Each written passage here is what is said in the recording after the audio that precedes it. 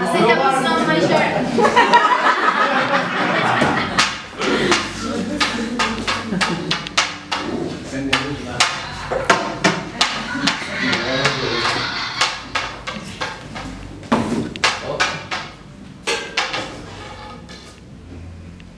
O versículo fala sobre o cego.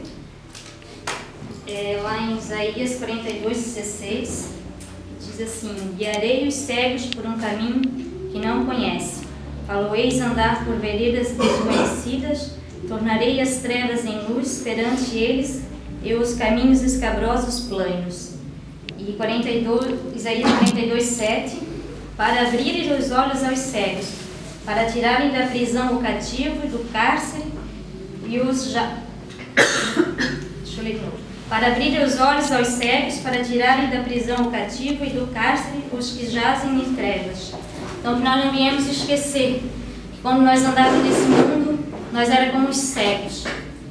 E quando nós conhecemos a Cristo, Ele torna os nossos caminhos, Ele é a nossa luz e torna os nossos caminhos planos.